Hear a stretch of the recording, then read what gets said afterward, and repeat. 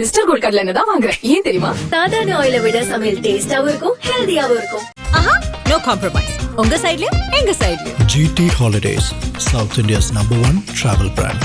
திமுக விஜயை பார்த்து பயப்படுவதை போல அதிமுக விஜயை பார்த்து இன்னைக்கும் பயந்ததில்லை, என்னைக்கும் அது பயப்படாது. நாங்கள் எதுக்கு விஜய் வீணா சும்மா இருக்கிறப்போ ஆளை போட்டு அடிச்சடிச்சு எதுக்குங்க அவரை பெரிய ஆளாக்கி விடணும்? அது திமுக அறிவிட்டதனமா அந்த மாதிரி ஒரு மிஸ்டேக் பண்ணிட்டு இருக்கோம். விஜய் விஜய் விஜய் விஜய்னு டிவிகே தம்பிகளுக்கே நான் நேரடியாக அந்த கேள்வி கேட்குறேன். இன்னைக்கு அந்த கட்சியில் ஸ்ட்ராங்கான லீடர் அப்படின்னு நீங்கள் யாரை சொல்ல முடியும்?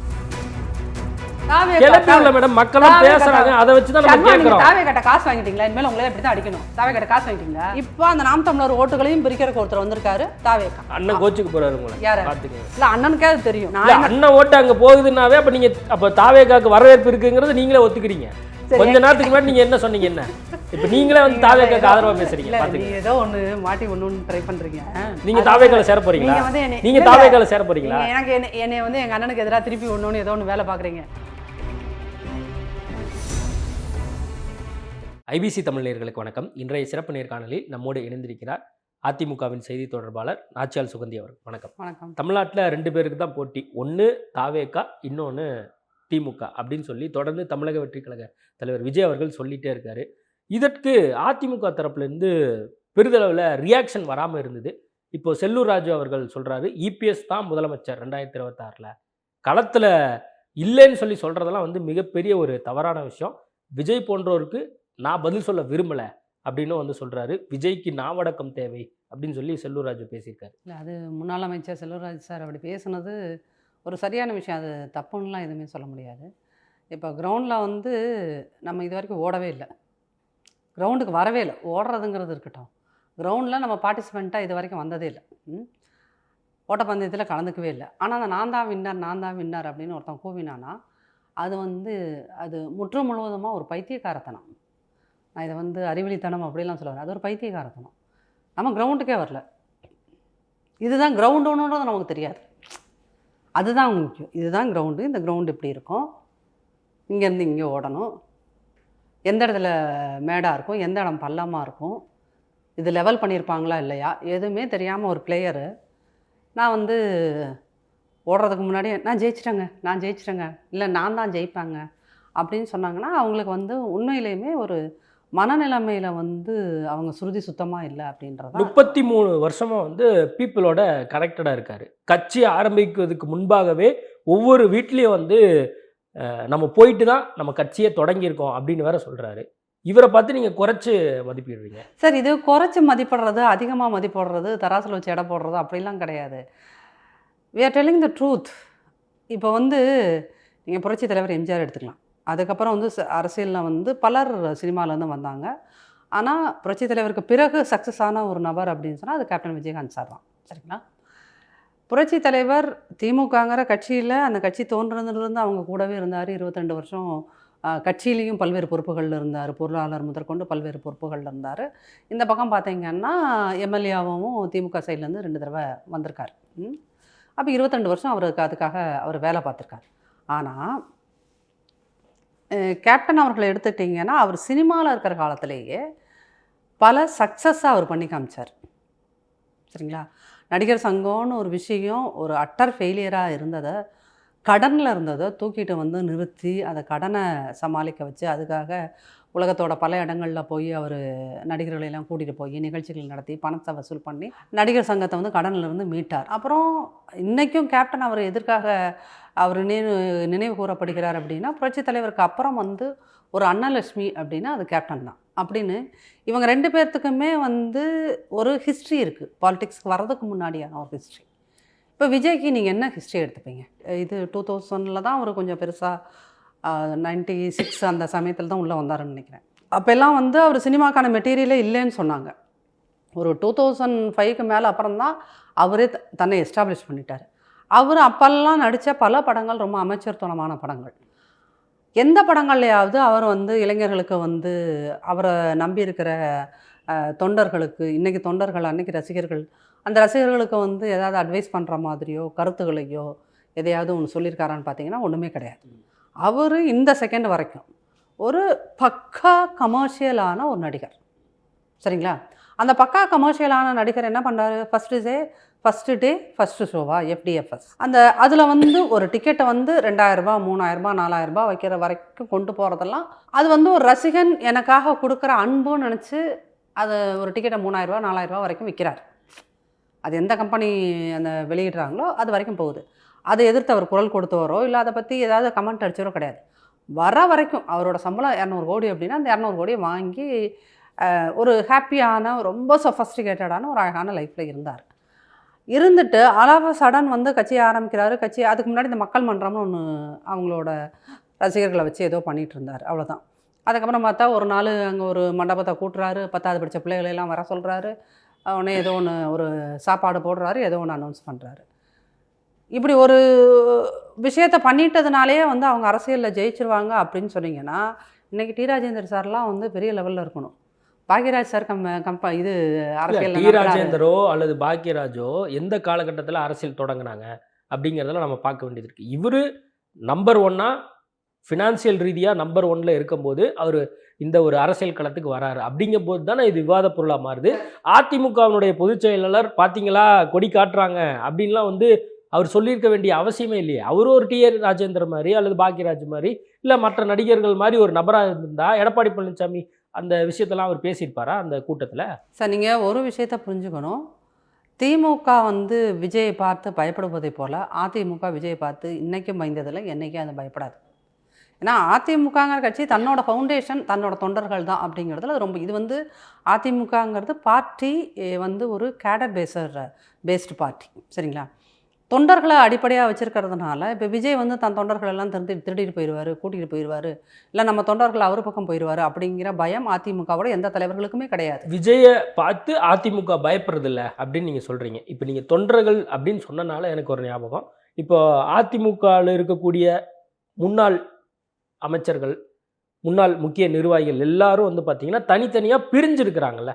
அப்போது அதுவே வந்து அதிமுகவுக்கு பின்னடைவாக பார்க்கப்படுதில்ல. இப்போது உதாரணத்துக்கு செங்கோட்டையன் தாவேக்கா போயிட்டாரு, OPS பிரிஞ்சிருக்காரு, டிடிவி தினகரன் அம்மா மக்கள் முன்னேற்ற கழகம் அப்படிங்கிற கட்சியை வச்சிருக்காரு. இது எல்லாமே அதிமுகவுக்கு வர வேண்டிய வாக்குகள் அப்படிங்கிறது உங்களுக்கு நல்லா தெரிஞ்சிருக்கும். இந்த மாதிரியான சூழல்ல தொண்டர்களே வந்து இப்போ வேற திசையை நோக்கி போறதுக்கான ஒரு சூழலை எடப்பாடி பழனிசாமி உருவாக்கிட்டார் அப்படிங்கிறதான OPS செங்கோட்டையன் போன்றவருடைய கருத்தா இருக்கு. இந்த கருத்துக்களை நீங்கள் பத்திரிகையாளர்கள் பாவம் ஒரு 7-8 வருஷமா வலிஞ்சு திணிஞ்சு பாருங்க OPS, ஐயோ பாருங்க டிடிவி, ஏதோ ஒன்று சொல்லிக்கிட்டே இருக்கீங்க. பட் டிடிவிங்கிற ஒருத்தர் வந்து அவரே பலமுறை பல மேடைகளில் சொல்லிட்டார், அம்மா இருந்த வரைக்கும் அவர் அரசியலுக்குள்ளேயே வரல, அம்மா அவரை தள்ளி வச்சது தான். அவருக்கு அதிமுகவுக்கு ஒரு சம்மந்தம் இல்லை. ஒரு முறை MP ஆகி நின்னார், அவ்வளோதான். அது வந்து சசிகலா அம்மையாரோட ரிலேட்டிவ் அப்படிங்கிற ஒரு காரணத்தை வச்சு அவர் MP ஆனார். அம்மாவும் அவங்கள ஆக்குனாங்க. அதுக்கப்புறம் அம்மா அவங்கள கட்சி விட்டு விரட்டி விட்டாங்க. அதுக்கப்புறம் அவங்களுக்கும் கட்சிக்கும் ஒரு சம்மந்தம் இல்லை. அம்மா இறந்ததுக்கப்புறம் அவர் உள்ள வரார். அப்படியே அம்மா இறந்ததுக்கப்புறம் வந்து ஏதாவது ஆதாயம் கிடைக்குமான்னு சொல்லி வந்துட்டு கட்சி ஒன்று அம்மா பேர்லேயே ஒரு கட்சி ஒன்று ஆரம்பித்து தன்னோட சமூக மக்கள் வந்து தன்னை பெரிய அளவுக்கு சப்போர்ட் பண்ணுவாங்கன்னு நினச்சார் இல்லையா? அப்படியே அவருடைய சமூக மக்கள் அவரை பெரிய அளவுக்கு சப்போர்ட் பண்ணியிருந்தாங்க அப்படின்னா அட்லீஸ்ட் அந்த பார்ட்டியிலேருந்து அவர் ஒருத்தராவது சட்டமன்றத்துக்குள்ளே போயிருக்கணும். கடந்த 2021 கிட்டத்தட்ட ஒரு 15லேருந்து 20 தொகுதிகள் சார், 20 தொகுதி. அந்த தொகுதி எல்லாமே கிட்டத்தட்ட ஒரு டீசெண்டான நம்பரில் அமமுக வாக்கு சதவீதம் நீங்கள் பார்த்தீங்க. அதற்கு முக்கிய காரணமாக டிடிவி தினகரன் இருந்தார் அப்படிங்கிறது நம்மளுக்கு தெரியும்ல சார். நீங்கள் வந்து நம்ம ரொம்ப செங்கோட்டையனுக்குமே நான் சொல்கிறேன், நீங்கள் ரன்னிங் ரேஸில் ஓடுறது மேட்டர் கிடையாது. ஜெயிச்சியா யாராக இருந்தாலும் ஜெயிச்சியா. 54 வயசாச்சு அதிமுகங்கிற கட்சிக்கு, 31 வருஷம் ஆட்சியில் இருந்துச்சு, 75 வருஷம் ஆரம்பித்த கட்சி திமுக. அதிமுக விட கம்மியாக இப்போ தான் ஒரு 27 வருஷம் வந்திருக்கு, சரிங்களா? அப்போது நீங்கள் வந்து 75, 24, 54, 31 இன்றைக்கும் தமிழ்நாட்டில் அதிமுக தான் பெரிய கட்சி, சரிங்களா? இதில் அம்மா இருந்த காலத்துலேயும் சிலர் கட்சியை விட்டு வெளியே போயிருக்காங்க, சரிங்களா? திமுகலையும் வைகோ மாதிரி பெரிய லீடர்ஸு வைகோ போனப்போ பல மாவட்ட செயலாளர்களை கூடவே கூட்டிகிட்டு போனார். அவரை நம்பி போனாங்க, அவரை நம்பி சில பேர் சூசைட் பண்ணி இறந்துட்டும் போனாங்க. திமுக செத்து போயிடுச்சா என்ன அந்த கட்சி? அதனால் நீங்கள் வந்து என்ன அப்படின்னீங்கன்னா அதிமுகலேருந்து செங்கோட்டையன் போயிட்டார்னா செங்கோட்டையன் அப்படிங்கிறவர் வந்து அதிமுகவை அப்படி தொண்டர்களை கவர்ந்து இழுக்கக்கூடிய ஒரு ஆளுமை மிக்க தலைவர் கிடையாது, அதை புரிஞ்சுக்கோங்க. செங்கோட்டையன் இத்தனை காலம் வந்து ஒரு எம்எல்ஏவாவோ ஒரு அமைச்சராகவோ இருந்தார்னா அது செங்கோட்டையனுக்கு கிடைத்த ஓட்டுகளே கிடையாது. ஃபஸ்ட்டு அது இரட்டை இலை என்கின்ற ஒரு பெரிய ஆயுதத்துக்கு கிடைத்தது. அது புரட்சித் தலைவர் உருவாக்கிய அந்த ஒரு மிகப்பெரிய பாப்புலர் சின்னம் ஆல் ஓவர் த வேர்ல்டு அப்படின்னா ரெட்டை இலை. சரிங்களா? அந்த ரெட்டை இலையால் பிழைத்தவர்கள் தான் வந்து செங்கோட்டையனோ. நீங்க சொல்லக்கூடிய அந்த ரெட்டை இலை 2024 தேர்தல் என்னாச்சுன்னு நம்ம பார்த்தோம்ல. நீங்க 2024 ஏன் இந்த தொடர் தோல்விகளை எடப்பாடி பழனிசாமி கொடுத்துட்டு இருக்கார் அப்படிங்கறதான ரெக்கார்டா இருக்கு, ட்ராக் ரெக்கார்டு அதை தானே காட்டுது. இந்த மாதிரி நேரட்டிவ் செட் பண்றாங்களாம் கூப்பிட்டு இந்த நேரட்டிவ்ல அந்த பெண் நிறுவனத்துலேருந்து தான் செட் பண்ணி கொடுக்குறாங்க. இத்தனை தோல்விகளை கண்டவர், அத்தனை தோல்விகளை கண்டவர்னு. அந்த மாதிரி நேரட்டிவ் செட் பண்ற யாருக்கா இருந்தாலும் டே கொஞ்சமாவது படிங்கப்பா, படிங்க. இல்ல அரசியல் சொல்ல வேண்டியது இல்ல, பெண் நிறுவனம் நேரட்டிவ் ஃபிக்ஸ் பண்ண வேண்டியது இல்ல, ட்ராக் ரெக்கார்டு என்ன சொல்லுது? இல்ல 2021ல ஏன் அதிமுக தோல்வியை சந்திச்சது, ஏன் மீண்டும் ஆட்சிக்கு வர முடியல, 2024ல நம்ம ஏன் வந்து தொடர் தோல்விகளை நம்ம சந்திக்கிறோம், அடுத்து நடந்த இடைத்தேர்தல்களை நம்ம ஏன் தோல்வி சந்திக்கிறோம், ஈரோடு கிழக்கு தொகுதியில் நம்ம ஏன் போட்டியிடாம போறோம். அப்ப இதெல்லாம் எதை காட்டுது? அப்போ ட்ராக் ரெக்கார்டு வந்து எதை சொல்லுது? இல்லை நீங்கள் இந்த ட்ராக் ரெக்கார்டுனா இந்த மாதிரியான ட்ராக் ரெக்கார்டு தமிழ்நாட்டில் 2 கட்சி தான் இன்ன வரைக்கும் பெரிய கட்சி. ஒன்று இந்த பக்கம் அதிமுக, இந்த பக்கம் தாவேக்கான ஒரு கட்சி வந்துருச்சு சார். அவன் இன்னும் அதெல்லாம் சொல்கிறான், என்ன கிரவுண்ட்லேயே ஓடல. 20-25% மக்கள் வரவேற்பு இருக்கு. நீங்க சார் மீடியா தான் என்னன்னா உங்களுக்கு காலையில் எந்திரிச்சோன்னா தாவேக்கா தொண்டன் வந்து தாவேக்கா தாவேக்கா தாவேக்கா டிவிக்கேன்னு அவன் கத்துறானோ இல்லையோ காத்தால எந்திரிச்சு மக்கள் விரும்புறான். மக்கள் செய்தியா போட முடியும். மக்களுக்கு வந்து இன்னைக்கு நடிகர்கள்லாம் போர் அடிச்சிட்டாங்க. நடிகர் விஜயை பார்த்து போர் அடிக்கல, திமுக அதிமுக கட்சிங்கிற அந்த ஆட்சியை பார்த்து எல்லாருக்கும் போர் அடிச்சிருச்சு. அதனால தாவேக்காவை நம்ம தேர்ந்தெடுப்போம் அப்படிங்கிற மைண்ட் செட்டப்புக்கு இப்ப இருக்கக்கூடிய இளைஞர்களும் ஜென்சி கிட்ஸ் எல்லாம் வந்துட்டாங்க அப்படிங்கிறது தான் டாக்கா இருக்கு தமிழ்நாட்டில். ஜென்சி கிட்ஸ் எல்லாம் வந்துட்டாங்கன்னு நான் திரும்பவும் சொல்றேன். மீடியா தான் கூவுறீங்க. 26 ரிசல்ட் வரட்டும் சார். 26 மே செகண்ட் வீக்கெல்லாம் அநேகமாக ரிசல்ட் வந்துடும். அன்னைக்கு உட்காந்து லெட்ஸ் டாக் என்ன நடக்குதுன்னு பார்ப்போம். அன்னைக்கு இன்றைக்கே உட்காந்துக்கிட்டு இதுக்குன்னு சொல்லிட்டு ஒரு குரூப் இருக்காங்க, அரசியல் விமர்சகர்னு அவங்களுக்கு பேர் வச்சுக்கிறாங்க. அவங்க எல்லாருமே ஒரு பொலிட்டிக்கல் புரோக்கர்ஸ் உட்காந்துக்கிட்டு தாவேக்கா வந்துவிடும், அவர்கள் வந்து விடுவார்கள், இவர்கள் வந்து விடுவார்கள். ஏன் வந்துடும் அப்படின்னா எவ்வளோ கூட்டத்தை கூட்டினாங்க பார்த்தீங்களா, அதனால வந்துடும் அப்படின்றது. நாங்கள் கூட்டத்தை காட்டுங்க சரி. அதாவது அது சரி, அவங்க மலேசியாவில் கூட்டத்தை பார்த்தீங்கல்ல, மலேசியாவில் கூட்டம் சினிமா கூட்டம் சார். அது என்னது ஜனநாயகத்துக்கு இன்னொரு படம் நடிக்கணும், இன்னும் தொடர்ந்து நடிக்கணும்னு அழுகுறாங்க சார். இதெல்லாம் நீங்க அப்படியே எமோஷனல் கனெக்ட். நேற்று முதலமைச்சர் சொன்னாரு மகளிர் அந்த மாநாட்டில், ஆண்கள்லாம் வந்து வீட்டுக்குள்ளே போக முடியாது வாக்குகள்லாம் கேட்க போகும்போது, ஆனால் பெண்கள் வந்து நீங்கள் வீட்டுக்குள்ளெல்லாம் போகலாம், எமோஷ்னல் கனெக்ட் ஆகலாம் அப்படின்னு சொல்லி ஒரு விஷயத்த வந்து நேற்று மகளிர் மாநாட்டில் முதலமைச்சர் சொன்னார். அதே மாதிரி மலேசியாவில் அங்கே இருக்கிறவங்களாம் அழுகிறாங்க. அந்த பாட்டை போட்டு கடைசியாக வந்து நீங்கள் திரும்ப நடிக்கணும் அப்படின்னு சொல்லி ஒரு எமோஷ்னலாக விஜயோட கனெக்டாக இருக்காங்க. அது மாதிரி தான் இங்கே தமிழ்நாட்டில் எமோஷ்னலாக பெண்கள், இளைஞர்கள், ஜென்சி கிட்ஸ் எல்லாரும் கனெக்டடாக இருக்காங்க. அது அதிமுக தலைமைக்கு புரியலையா? இல்லை நீங்கள் வந்து இந்த எமோஷ்னல் கனெக்ட் அப்படின்றீங்கல்ல, அது வந்து என்னமோ விஜய்ங்கிற ஒத்தை நடிகர் கூட மட்டும்தான் எமோஷ்னல் கனெக்ட் அப்படின்னா, அவர் கேப்டன் இறந்த அன்னைக்கு ஒரு கிட்டத்தட்ட ஒரு 3 நாள் வந்து பல ரசிகர்கள், லட்சக்கணக்கான ரசிகர்கள் அவ்வளோ தூரம் அழுதாங்க. அவருடைய நண்பர்கள் அழுதது தனிக்கதை. அப்போ கேப்டன் கூட அவ்வளோ தூரம் எமோஷ்னலாக கனெக்ட் ஆகியிருந்த அத்தனை ரசிகர்களும் ஓட்டு போட்டிருந்தா, கேப்டன் தான் தமிழ்நாட்டில் 2011, 16 எல்லாத்துலேயும் அவர் தான் வந்து சிஎம்மாக இருந்திருக்கணும். நீங்கள் கேப்டன் சொன்னனால கேப்டன் இறந்த பின்பாக விஜய் அவர்கள் அரசியல் கட்சி தொடங்கினாரு, அஃபிஷியலாக வந்துச்சு. நம்ம கேப்டனை முதலமைச்சர் ஆக்கலை, அதனால் நம்ம விஜய் எப்படியாவது முதலமைச்சர் ஆக்கிடணும் அப்படிங்கிறதுக்காக மக்கள்லாம் காத்திருக்காங்க அப்படிங்கிற மாதிரியான டாக்கெல்லாம் கூட வந்துச்சு. அதையும் நீங்கள் பார்த்துருப்பீங்க. இல்லை ஷர்மாவுக்கு வந்து சீரியஸாகவும் பேச தெரியும், நல்லா காமெடியாகவும் பண்ண தெரியுன்றதை நான் இப்போ தான் புரிஞ்சுக்கிறேன் சார். கேப்டன் அப்படிங்கிற இடத்தை விஜய் நிரப்புவார் அதெல்லாம் சான்ஸ் இல்லை சார். அதாவது கேப்டன் கிட்ட வந்து புரட்சி தலைவருக்கு அப்புறம் வந்து சினிமாவிலேருந்து வந்த ஒருத்தர் வந்து இவ்வளோ ஒரு ஹியூமனிட்டியோட இருந்தார். தன்னுடைய சொந்த காசு, தான் சினிமாவில் சம்பாதிச்ச காசை கொண்டு போய் பொதுமக்களுக்கு கொடுத்த ஒரு நபர் அப்படின்னு சொன்னீங்கன்னா அது புரட்சித் தலைவருக்கு அப்புறம் வந்து கேப்டன் தான். நீங்கள் வந்து சொல்கிறீங்களே என்னது இமோஷனலி கனெக்டட். அப்புறம் எடப்பாடியோட எமோஷனலாக மக்கள் கனெக்டாக இருக்காங்களா, பெண்கள் கனெக்டாக இருக்காங்களா, விஜய்க்கு கனெக்ட் இல்லை, நீங்கள் வந்து எமோஷனல் கனெக்டட் அப்படின்றீங்கல்ல, ஏன் வந்து ஒரு பொது வாக்காளன் ஒரு தலைவரோடு எமோஷனலாக கனெக்ட் ஆகணும்? அதுக்கு ஏதாவது ஒரு ரீசன் சொல்லுங்க. நான் வந்து அண்மையில் நடந்த ஒரு இல்லை, உதாரணம் எமோஷனலாக கனெக்ட் ஆகிறதுக்கு ஒரு ரீசன் சொல்லுங்க. கரூர்ல ஒரு இன்சிடென்ட் நடக்குது. கிட்டத்தட்ட 41 பேர் இறக்குறாங்க. துயரமான ஒரு சம்பவத்தில் தமிழ்நாடு மட்டும் இல்லை, இந்தியாவே வந்து ஒரு வருத்தத்தில் இருந்த விஷயமாக அதை பார்க்குறோம். அந்த இடத்துல விஜய் இல்லாமல் வேறொரு நபராக இருந்திருந்தால் இங்கே இருக்கக்கூடிய மக்கள்லாம் வந்து எப்படி கொந்தளிச்சிருப்பாங்க, எப்படி வந்து அவரை போர்ட்ரேட் பண்ணியிருப்பாங்க அப்படிங்கிறது உங்களுக்கும் தெரியும், எனக்கும் தெரியும், எல்லாருக்குமே தெரியும். ஆனால் எல்லாருமே விஜய் பக்கம் நின்னாங்க. எதனால நின்னாங்க? எமோஷனல் கனெக்ட் இருந்தது.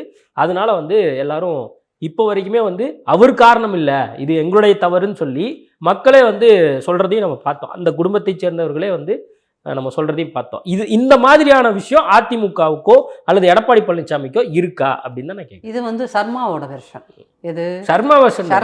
உண்மையாக சொல்கிறேன், நான் ஃபேக்டை தான் சொல்கிறேன். மக்கள் அன்னைக்கு அந்த கரூர் இன்சிடென்ட் நடந்தப்போ அதிமுகங்கிற கட்சியும் கூட ஒரு எதிர்கட்சியாக விஜயை வந்து சட்டமன்றத்தில் சப்போர்ட் பண்ணுச்சு. You should remember that. You should என்னது அதை திருப்பி ரீகால் பண்ணிக்கோங்க, சரிங்களா? அப்போது அது பண்ணுச்சு அப்படின்னு சொன்னால் அது வந்து அதிமுக வந்து விஜயோட எமோஷனலி கனெக்டடுன்னு அர்த்தம் கிடையாது. அதே மாதிரி தான் கிரவுண்டில் வந்து இறந்து போன தன்னோட பிள்ளைகளை பறி கொடுத்த அம்மாக்களே வந்து இப்படி நடந்துருச்சு, என்ன பண்ணுறதுங்க ஐயா அப்படின்னு அவங்க ஒருத்தன் அழுதுருந்தாங்க, கேமரா முன்னாடி அழுதுருந்தாங்க அப்படின்னு சொன்னால் அதில் அவங்க வந்து ரியலைஸ் பண்ணது 2 விஷயம். என்ன அப்படின்னா, இவ்வளோ கூட்டம் கூடும்னு தெரிஞ்சு என் பையனோ பொண்ணோ அங்கே போனது முதல் தவறு. அதுக்கு நான் யாரை குற்றம் சொல்ல முடியும்? அது 2வது, இப்படி ஒரு கூட்டம் கூடுன்றத கவர்மெண்ட்டு போலீஸ்க்கு ஃபஸ்ட்டு போலீஸ் அதை ரியலைஸ் பண்ணியிருக்குது. அப்போ அந்த கூட்டத்தை நிர்வகிக்க போலீஸ் டிபார்ட்மெண்ட் தவறிடுச்சு. அப்போ அது கவர்மெண்ட்டோட மிஸ்டேக். அந்த 2 இடத்துல தான் இது கவர்மெண்ட்டோட ஃபெயிலியர், இன்னொன்று என் புள்ள அங்கே போச்சு, பர்சனல் மிஸ்டேக். இது 2 அடிப்படையில் தான் வந்து பேரண்ட்டு அது யார் அழுதுருந்தாலும் என் புள்ள போனாலும் பரவாயில்லன்னு சொன்ன அம்மாக்களையெல்லாம் வச்சு தான் நீங்கள் அதிமுக சொல்லலை, பாஜக கூட சொல்லலை. ஆனால் திமுக கூட்டணி கட்சியில் இருக்கிறவங்க எல்லாருமே சொன்னாங்கல்ல விஜய் தான் காரணம்னு. சரி, ஆமாம், அவங்க அப்புறம் கூட்டணியில் நீங்களா சீட் வாங்கி தருவீங்க? கூட்டணியில் இருக்கவங்களுக்கு விசிகேக்கு நீங்கள் 4 சீட் வாங்கி தருவீங்க. திமுக ஆட்சி தான் வரணும் 2026. அப்போது திமுகவோட இருக்கிறவங்க விஜய் மேலே தப்பு, விஜய் தான் தப்பு அப்படின்னு சொன்னா தான் சார் அவங்களுக்கு ஒரு சீட்டாவது எக்ஸ்ட்ரா கிடைக்கும். நம்ம இப்போ இந்த கரண்ட் இதுக்கு வந்துருவோம். 2026 போட்டி இவங்க 2 பேருக்கு தான் அப்படின்னு சொல்லி விஜய் சொல்றாருல, இது அதிமுக இனி வருங்காலத்தில் எப்படி அணுக போகுது? சரி, நான் எனக்கெல்லாம் உண்மையிலுமே புரியல. நாங்கள் வந்து எதுக்கு வந்து விஜய் வீணா சும்மா இருக்கிறப்போ ஆளை போட்டு அடிச்சடிச்சு எதுக்குங்க அவரை பெரிய ஆளாக்கி விடணும்? அது திமுக அறிவுகட்டத்தனமா அந்த மாதிரி ஒரு மிஸ்டேக்கை பண்ணிட்டு இருக்கோம். விஜய் விஜய் விஜய் விஜய்னு இதுக்கு முன்னாடி திமுக கிளப்பி விட்ட ஆள் தான் அந்த அவர் பிஜேபியில் அண்ணாமலைன்னு அவரை கிளப்பி விட்டாங்க. அப்புறம் அவரை வந்து கட்சியை அவங்க டெல்லி ஆஃபீஸை அவர் கொஞ்சம் மட்டுப்படுத்தி வச்சுருக்கு. இப்போ இவங்களுக்கு திமுகவுக்கு எதிர்த்தரப்பில் யாரையாவது வச்சு அடிச்சுக்கிட்டே இருக்கணும், சரிங்களா? அப்போது இப்போது எதிர்கட்சியாக அதிமுக வந்து பல கேள்விகளை இவங்களோட தவறுகளை சுட்டி காட்டுறதுனால அதிமுகவை அவங்க அடிக்க விரும்பலை திமுக. அதனால என்ன பண்ணுறாங்க, அவங்களுக்கு அன்னைக்கு அண்ணாமலை தேவைப்படுது, அண்ணாமலை இந்த பக்கம் கிரவுண்டில் வந்து இப்படி வெளியேறிட்டார். இப்போ அடுத்த உட்காந்து விஜயை பிடிச்சிட்டு விஜய்ன்றீங்க. இப்போ விஜய் வந்து சரி அப்படி பார்த்தீங்கன்னு வச்சுக்கோங்களேன், விஜய் வந்து திமுக ஒரு ஆளும் கட்சியாக என்ன விஷயத்தில் பெரிய டஃப் கொடுத்துட்டாரு? இப்போ பாவம் இந்த டீச்சர்ஸ் எல்லாம் 6 நாளாக போராடிட்டு இருக்காங்க. எங்கேயாவது ஒரு இடத்துல வந்து டீச்சர்ஸ்க்கு வந்து சப்போர்ட்டிவாக எங்கேயாவது 4 வார்த்தை பேசியிருக்காரா? 4 வார்த்தை சேர்ந்தாப்புல பேசியிருக்காரு, பேச மாட்டார். ஆதவும் புஷி ஆனந்தும் சிபிஐ விசாரணைக்காக போயிருக்காங்க, வந்ததுக்கப்புறம் போவாங்களா இருக்கும், போய் கேட்பாங்க வைப்பாங்க. அப்போது கட்சின்னா ஆதவ் பாவம் இன்னைக்கு இந்த மாதம் இருப்பார், இங்கே அடுத்த மாதம் இருப்பார், எலெக்ஷன் முடிஞ்சவொன்னே எந்த கட்சிக்கு போவாருன்றது அவருக்கே தெரியாது, சரிங்களா? அதை நீங்கள் ஆதவில் லூஸில் விடுங்க. அவர் ஆனந்து பாவம் உங்களுக்கு விஜய் கூட அவர் ஒரு 30 வருஷமாக சேர்ந்து ட்ராவல் பண்ணிக்கிட்டே இருப்பார் போல இருக்குது, அவர் சினிமா வந்த காலத்தில் வந்து. அப்போ நீங்கள் வந்து ஆதவ வந்து கேட்டிங்கன்னா அவர் வந்து சாதாரணமாக ஒரு சின்ன பிரச்சனை, அந்த பொண்ணு பாவம் அந்த தூத்துக்குடியிலேருந்து ஒரு அம்மா வந்திருந்தாங்களே மாவட்ட செயலாளர் கேட்டுக்கிட்டு, அஜிதா, அவங்க இங்கே முன்னாடி ஃப்ரண்ட் கேட்டில் போராட்டிட்டு இருக்காங்க. இங்கே ட்ரோன் கேமரா காட்டுது, பார்த்தா அவர் ஆனந்து பின்னாடி கேட்டு வழியாக தப்பிச்சு ஓடின்னு இருக்காரு. அப்போ இவரெல்லாம் கொண்டு வந்து நீங்கள் அரசியல் பின்னாடி ஒரே ஒரு மாவட்ட செயலாளர் போஸ்ட் கேட்டு ஒரு பொண்ணு போராடுறதையே ஃபேஸ் பண்ண தெரியாமல் பின்னாடி கேட்டு வழியே தப்பிச்சு போகிற ஆளை கொண்டுட்டு வந்து இங்கே எலக்டோரல் பாலிடிக்ஸ் அப்படிங்கிறது இங்கே பல சூட்சமங்கள், பல துரோகங்கள், பல விஷயங்கள் உள்ளே நடக்கும். இதுக்குள்ளே கூட்டிகிட்டு வந்து நீங்கள் அவரை வச்சு அவரை ஒரு லீடராலாம் நீங்கள் எக்ஸ்போஸ் காமிக்கிறீங்கல்ல, போர்ட்ரே பண்ணீங்களா ஆனந்தில் ஒரு பெரிய லீடர் அப்படின்னு. அதுதான் வந்து ரொம்ப வருத்தத்துக்குரியதாக இருக்குது. இன்னைக்கு இந்த வீடியோ பார்க்குற டிவிகே தம்பிகளுக்கு நான் நேரடியாக அந்த கேள்வி கேட்குறேன். இன்னைக்கு அந்த கட்சியில் ஒரு ஸ்ட்ராங்கான லீடர் அப்படின்னு நீங்கள் யாரை சொல்ல முடியும்? ஆதவ் அர்ஜுனாவை நீங்கள் லீடர் மெட்டீரியலாகவே சேர்த்துக்க முடியாது. ஏன் அப்படின்னீங்கன்னா அவர் என்னைக்கு எந்த கட்சி கூட எப்படி இருப்பார்ன்றது தெரியாது. அவர் சபரீசன் கிட்ட ஏதோ ஒரு பர்சனலாக அவமானப்பட்டுட்டார். அதை வந்து நிவர்த்தி பண்ணுறதுக்காக, அந்த பழி வாங்கிறதுக்காக அவர் ஏதோ ஒரு கட்சியோட விசிகேவோட ட்ராவல் பண்ணி பார்த்தாரு. இவங்க ஒன்றும் தேரமாட்டாங்கன்னு தெரிஞ்சோன்னு இங்கிட்ட வந்துட்டார். விஜய் கட்சி தொடங்கணும் நீங்கள் வந்து சேர்ந்துக்கிட்டார். அவ்வளோதான். நீங்கள் ஆனந்து ஒரு பிள்ளைக்கு பதில் சொல்ல முடியாமல் பின்னாடி வாசலில் தப்பிச்சு போகிறாரு. கரூர் இன்சிடென்ட் நடந்த உடனே எங்கே போனார்னு அவருக்கே தெரியாது. அப்படி ஒரு திரைமறைவு வாழ்க்கை. சரி, வேறு யார் மற்றவங்க? அவங்கெல்லாம் யாருன்னு பார்த்தீங்கன்னா இந்த டிவியில் பட்டிமன்றங்களில் பேசினவங்க தான். திருமல்குமார் பிஜேபியில் இருந்தார், அதிமுகவில் இருந்தார், அங்கே போய் வச்சுருக்காரு. அப்போ நீங்கள் அங்கே வந்து நீங்கள் வந்து எலக்டோரல் பாலிடிக்ஸுங்கிறத தேர்தல் அரசியலை ரொம்ப ஒரு சர்வசாதாரணமான விஷயமா நினச்சிக்கிறீங்க சார். ஃபார் எக்ஸாம்பிள் இப்போ வந்து பூத் கமிட்டி போட்டிருக்கோம் சரிங்களா? கிட்டத்தட்ட 70,000 பூத் கமிட்டி இந்த பக்கம் அதிமுகவும் போட்டிருக்குது, அந்த பக்கம் திமுகவும் போட்டிருக்குது. காங்கிரஸ் கூட 24,000 பூத் கமிட்டி வச்சுருக்கு. இப்போ 50 வருஷமாக ஆட்சியிலே இல்லை அவங்க. ஆனால் அவங்க கூட 24,000 பூத் கமிட்டி வச்சுருக்காங்க. நாம் தமிழர்லையும் ஏதோ ஒரு 1000 வச்சுருக்காங்க. 1000 வச்சுருக்காங்க. அவங்க 13 வருஷம் அரசியல் பண்ணி 1000 பூத் வச்சுருக்காங்க சரிங்களா? இந்த தாவேக்காக மீடியாவில் காலையில் அந்த தாவேக்கா தொண்டர்கள் மாதிரியே மீடியாக்காரங்க நீங்களாம் கூவுறீங்க பாருங்களேன். உங்களை எல்லாம் புலையர்னு 2 சாத்தனை எல்லாம் சரியா. அவங்க பூத் கமிட்டி மாநாடே நடத்தி முடிச்சாங்கல்ல. ஆமாம், எங்க தாவேக்கால பூத் கமிட்டிக்கு எனக்கு தெரிஞ்சு இதெல்லாம் தான் அரசியலில் இவங்க எவ்வளோ தூரம் வந்து எப்படி ஃபெயிலான ஸ்டூடெண்ட்டாக இருக்காங்கன்றத. இப்படி தான் பூத் கமிட்டி சார். நாங்கள் இங்கே உட்காந்து 70,000 பூத் கமிட்டி இந்த பக்கம் அதிமுக போட்டு வச்சிருக்கோம், அந்த பக்கம் திமுக போட்டு வச்சிருக்குன்னா இவங்களாம் எப்படி பூத் கமிட்டி நடத்துகிறாங்க? பூத்துக்கு நடத்துகிறாங்க.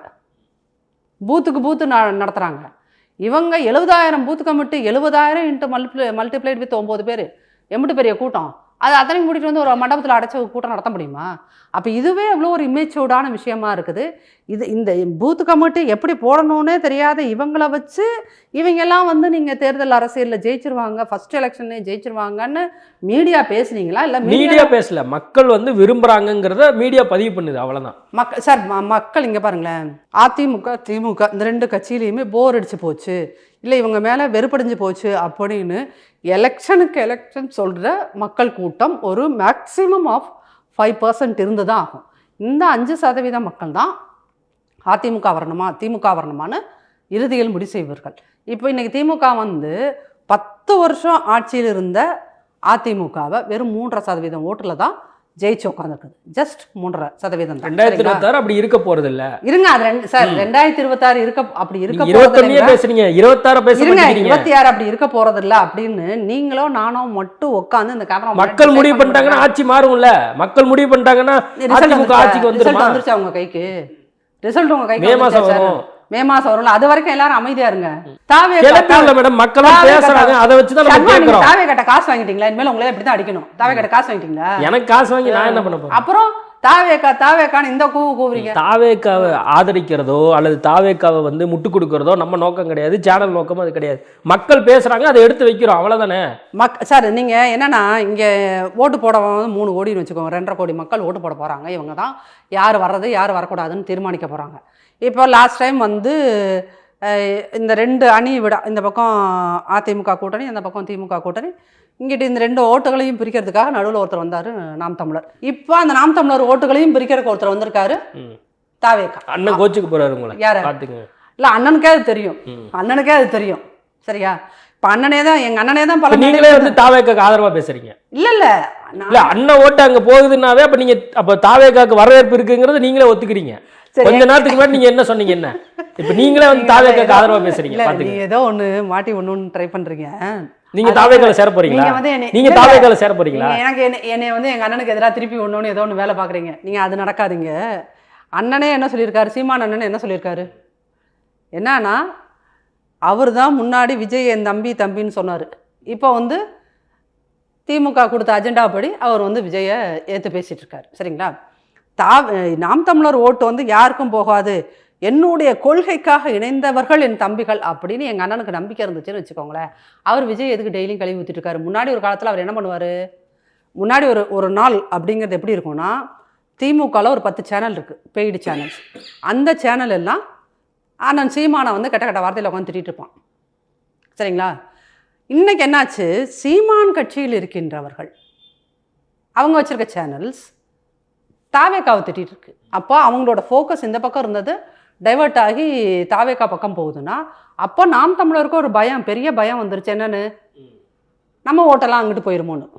ரெண்டாவது, சீமான் எப்போது இப்படிலாம் தாவேக்காவை ரொம்ப அதிகமாக பேச ஆரம்பிக்கிறாருன்னு பார்த்தீங்கன்னா, ஸ்டாலின் ஐயாவை முதல்வரையும் உதயநிதியை சந்திச்சுட்டு வந்த பிறகு தான் இவர் இப்படி பேசுகிறார். அந்த அவரோட அண்ணமும் தன்னை இறந்த போனமும் கமுத்து இறந்த போது நடந்த மீட்டிங்கும் அதுக்கப்புறம் நடந்த மீட்டிங்கும் தெரியாது. ஆனால் அவர்கள் சந்தித்தார்கள். அந்த சந்திப்புக்கு பிறகு திமுகவில் இருக்கிற ஃபோக்கஸு தாவேக்கா பக்கம் போயிடுச்சு. அவர் பேசிக்கிட்டு இருக்காரு. அப்படிங்கும்போது நான் திரும்பவும் சொல்கிறேன், தேர்தல் அரசியல் அப்படிங்கிறது இந்த மீடியாவில் பேசுகிறதோ சோசியல் மீடியாவில் பேசுகிறதோ கிடையாது. இங்கே களத்தில் வேலை பார்க்கணும்.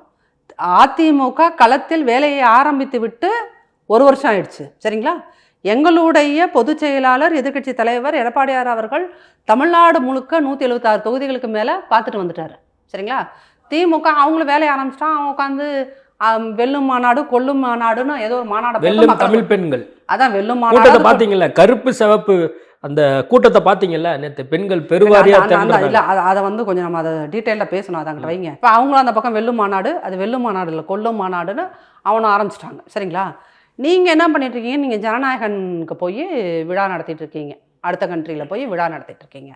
ஆனால் தேர்தல் அரசியலுங்கிறது சும்மா ஒரு வீடியோவை போய் ஒருத்தவங்கள்ட்ட நீங்கள் மைக் பண்ணிட்டுருக்கீங்க. உடனே அந்த மக்கள் அன்னைக்கு அவங்க அந்த நிமிஷம் அவன் எந்துவா என்ன பண்ணுவான், ஆமாம் நான் விஜய் ஆதரிப்பேன்பாங்க. ஆனால் ஓட்டு எலெக்ஷன் அப்படின்னு வரும்போது அன்னைக்கு கேமரா முன்னாடி சொன்னாங்கல்ல, அவங்க சீரியஸாக இருப்பாங்க.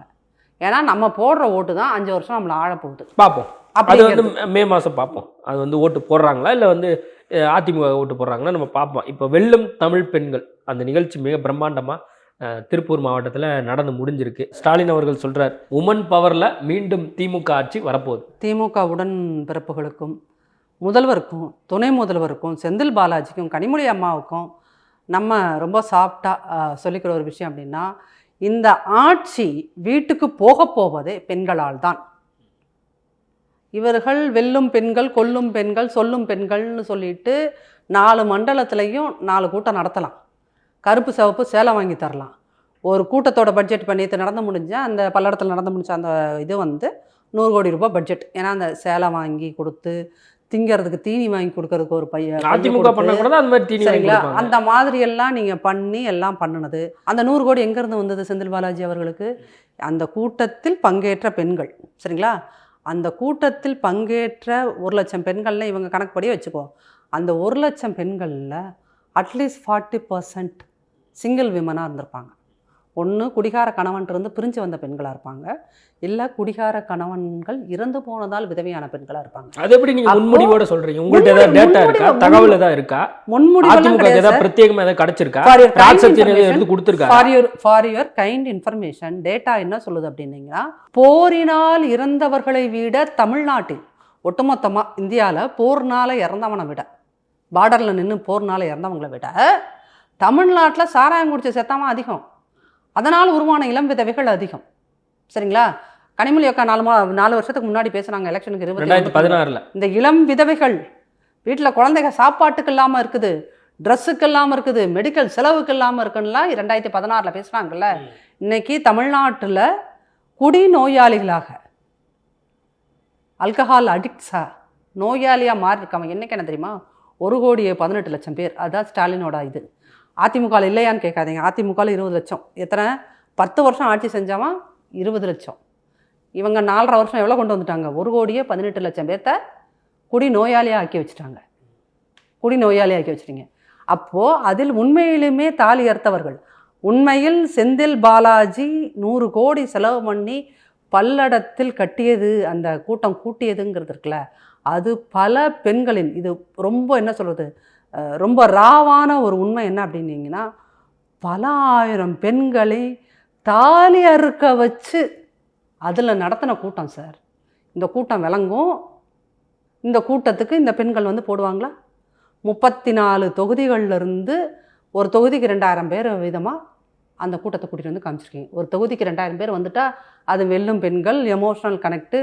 அவரும் நம்ம முதல்வருக்கு இன்னும் இடம் இருந்தால் இன்னும் நிறைய பேர் வந்திருப்பாங்க. ஏன்னா 1,30,00,000 பெண்கள் வந்து மாதம் வந்து உரிமை தொகை வாங்குறாங்க. 1 கோடி பேருக்கு அங்கே இடம் இருந்துச்சுன்னா 1 கோடி பேர் வந்து. நான் உதயநிதி பாஷையிலே பேசட்டா? இதை உதயநிதி வார்த்தையிலே சொல்லட்டா?